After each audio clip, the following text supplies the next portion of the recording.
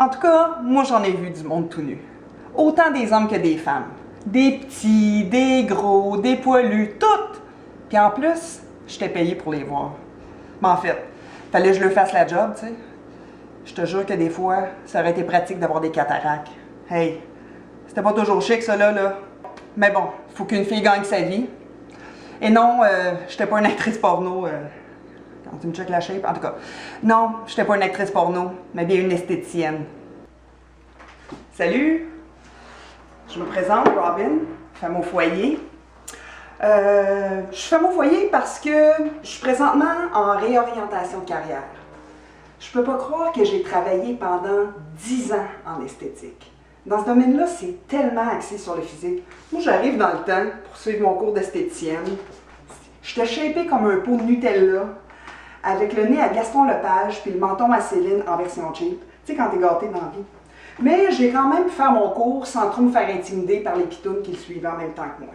Quoique, apprendre à avoir des figurines avec mon coupon, les autres se tenaient tranquilles. Fait que je fais mon cours, puis je m'en viens à Montréal. J'ai travaillé dans quelques spas et je vous dirais qu'en général, les clients ont pas mal d'attentes quand ils viennent te voir pour des soins. Ils pensent que tu es un chirurgien plastique. Moi, je leur disais, écoutez madame, moi je peux juste vous épiler le poil de l'arrêt. Fait que votre gros cul plein de cellulite, ben il est là pour rester. Hey, une fois j'ai une cliente qui s'en vient me voir, elle venait se faire l'épilation du bikini complet. Ça, l'épilation du bikini complet, c'est quand que tu épiles tout avec de la cire, mais vraiment toute. Si t'es chanceuse, mais ça se peut que tu aies encore ton clitoris en partant. Fait que tout ça pour dire que ma cliente est installée sur ma table de travail avec un peignoir à l'entour de la table. Elle ouvre le peignoir afin que je puisse commencer le débroussaillage. Puis là, je te fais un méchant saut en y voyant la touffe. Elle sort de ma cabine, quasiment courant, je m'en vais à la réception, puis là, je dis « Sonia! Sonia!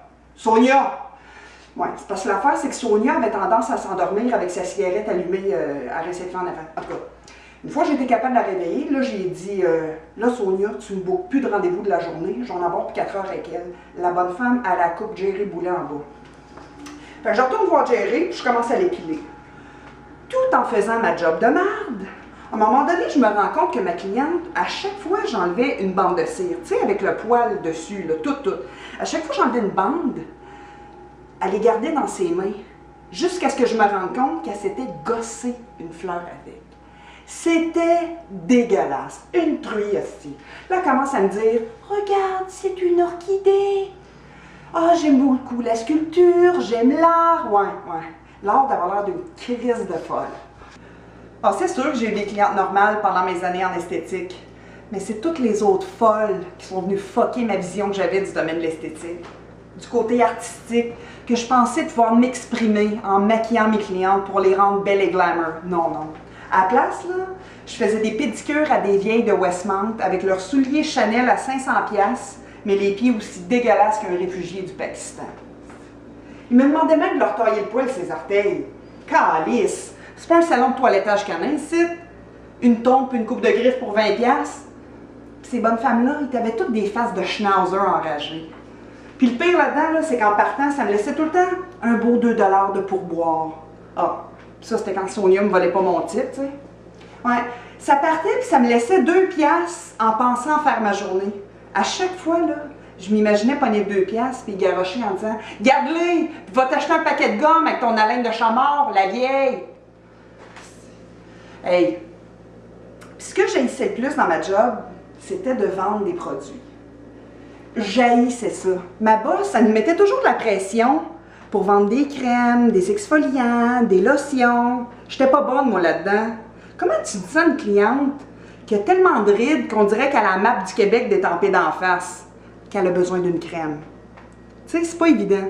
Puis c'est après avoir lu la liste d'ingrédients que ces produits-là contenaient, j'aurais même pas voulu graisser le cul de mon chien avec. En parlant de graisser le cul, il y a une nouvelle tendance qui a gagné pas mal en popularité depuis quelques années et ça me renverse complètement. C'est le blanchiment d'anus. Ouais. Pour ceux qui ne savent pas c'est quoi le blanchiment d'anus, ben ça dit un peu ce que c'est. Blanchiment de l'anus. OK. Moi, dans ma tête, quand tu préfères te faire blanchir le cul à la place des dents, ça donne un indice que tu préfères ta visite qu'elle passe par la porte d'en arrière, tu sais. Mais c'est quoi l'élément déclencheur qui fait qu'un jour, tu veux te faire blanchir l'anus? Ah, ouais, un matin, j'étais supposée aller faire du bénévolat pour des enfants handicapés. Ah, fuck, maman va me faire blanchir le cul. Ou j'imagine le gars qui dit à sa blonde, chérie, j'aime bien ça te la mettre dans le cul, mais ça m'écoeure un peu que t'aies le ring pas de la même couleur que le reste, tu sais. Mais quand t'arrives dans la clinique de blanchiment d'anus, c'est quoi? Ils donnent un cartable avec toute une palette de couleurs. Choisissez, madame. Ah, je vais prendre le blanc-bleu avec l'option qui flash dans le noir avec un blacklight, s'il vous plaît. C'est du n'importe quoi. Puis du n'importe quoi, je peux vous dire qu'en esthétique, j'en ai vu. Mais c'est tellement pas évident quand tu travailles dans le public.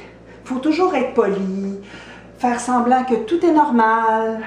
Même si ta cliente a l'entrejambe qui a l'air d'un rat musqué, faut que tu agisses en professionnel. Mais dans le fond, là, t'as juste le goût de prendre des photos de sa grosse motte et aller mettre ça sur Facebook. Avant d'aller raconter ça aux autres filles de la job, bien sûr. Finalement, tu sais, c'est pas si plate que ça. Fait que si jamais il y en a qui ont du poil de cul à faire arracher, je vais vous attendre dans mon char avec mon potif, mon Kodak. Apparemment, c'est très apprécié d'interagir avec le public. Hey! Par applaudissement, gang! Y en a-tu qui ont des gros stuffs ici? Hey, je vous regarde, vous, madame! Vous avez l'air d'avoir la réserve phonique de la véranderie rien qu'à vous, hein? En tout cas, si jamais quelqu'un aurait un poste à offrir dans un petit casse-croûte là, pour cet été, ça ferait vraiment mon affaire. Je suis prête à travailler soir et week-end. Je peux aussi faire de l'épilation entre 2 batchs de frites. Tu sais, je suis quelqu'un qui est assez versatile. Donc, si vous voulez plus d'informations, mon CV est sur mon site internet magrosstouffnoire.com.